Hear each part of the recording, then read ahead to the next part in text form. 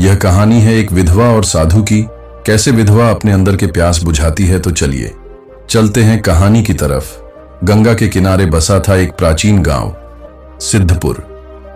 यह गांव कभी आर्षियों और योगियों का स्थान हुआ करता था, लेकिन अब वहां रूढ़िवादी परंपराओं ने जड़ें जमा ली थीं। इसी गांव में जन्मी थी पायल, एक सुंदर, संस्कारी और शांत स्वभाव की लड़की। पायल का विवाह किशोर नामक युवक से हुआ था, लेकिन शादी के कुछ ही महीनों बाद किशोर एक बीमारी के कारण चल बसा। विधवा होते ही पायल का जीवन अंधकार में डूब गया। गांव वालों ने उसे अपशगुनी करार दिया। उसका परिवार भी धीरे धीरे उससे दूर होने लगा। विधवा का कोई स्थान नहीं होता। अब तुम्हें जीवन भर सफेद कपड़े पहनने होंगे। तुम किसी शुभ काम में शामिल नहीं हो सकती। हर दिन ऐसे ही ताने सुनते सुनते पायल टूटने लगी थी। एक दिन जब उसे लगा कि अब उसका जीवन व्यर्थ हो गया है, उसने आत्महत्या करने की ठानी। उसी रात जब पायल गांव छोड़कर गंगा में कूदने जा रही थी, तभी उसे एक बूढ़ी साध्वी मिली।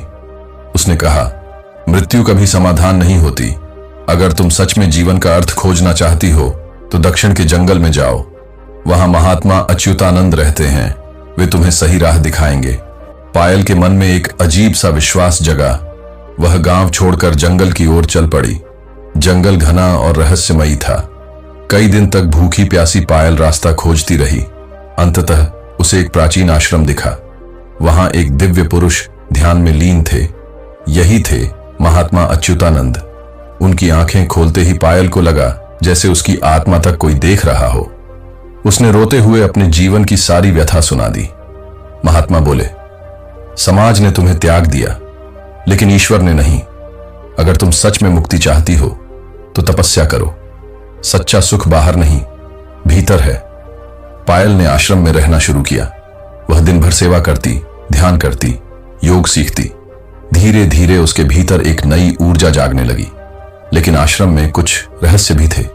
वहां अजीब सी रोशनी रात को चमकती। जंगल में कुछ अलौकिक आवाजें आती। पायल ने कई बार महात्मा अच्युतानंद को रात में ध्यान के दौरान हवा में मंडराते देखा। क्या वे केवल साधु हैं या कुछ और? एक दिन महात्मा ने कहा, आज पूर्णिमा की रात है। ध्यान के लिए यह सबसे उत्तम समय है। आज जो भी ध्यान करेगा उसे दिव्य ज्ञान प्राप्त होगा। पायल ध्यान में बैठी।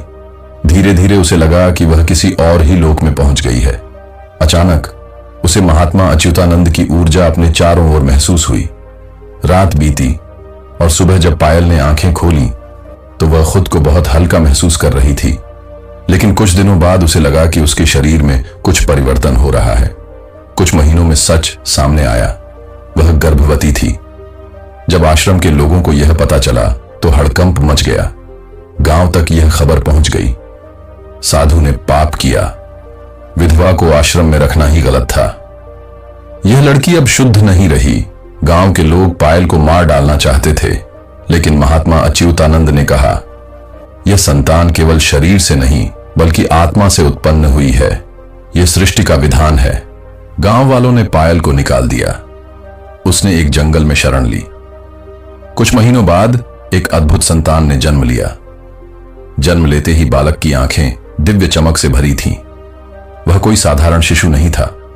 उसमें कुछ अलौकिक शक्तियां थीं। वह बिना सिखाए ही संस्कृत बोल सकता था। उसके स्पर्श मात्र से बीमार लोग ठीक हो जाते थे। समय के साथ यह बालक बड़ा हुआ और उसने समाज को बदलने का कार्य किया। लोग उसे दिव्य योगी कहने लगे। एक दिन जब पायल अपने पुत्र के साथ तपस्या कर रही थी तो महात्मा अच्युतानंद स्वयं उसके पास आए।